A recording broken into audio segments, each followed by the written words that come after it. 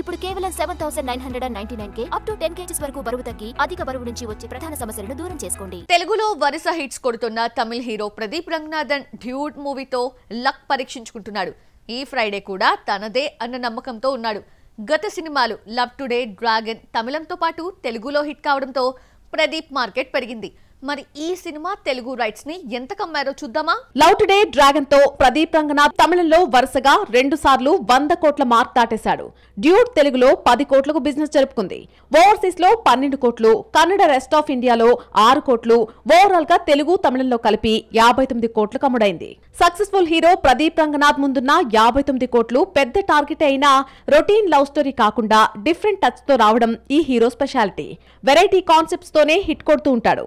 Youth లో మంచి following ఉన్న ప్రదీప్ డ్యూడ్ తో హ్యాట్రిక్ పై కన్నేశాడు. కిరణ్ అబ్బవరం, యుక్తి తరేజా జంటగా నటించిన కేరామ్ బ్రేక్ ఈవెన్ లక్ష్యం తక్కువే అయినా కాంపిటీషన్ ఎక్కువగా ఉండడంతో బాక్స్ ఆఫీస్ వద్ద కష్టపడాల్సి వస్తోంది.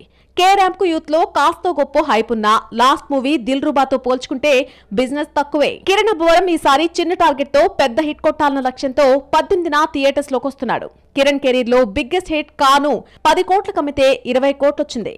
దిల్ రూబాను 10 కోట్ల కమ్మితే ₹1 కోటి మాత్రమే తీసుకొచ్చి షాక్ ఇచ్చింది. దీంతో దీపావళికి వస్తున్న కేరామ్ ను 7 కోట్లకే అమ్మి భారీ లాభాలపై కన్నేశారు.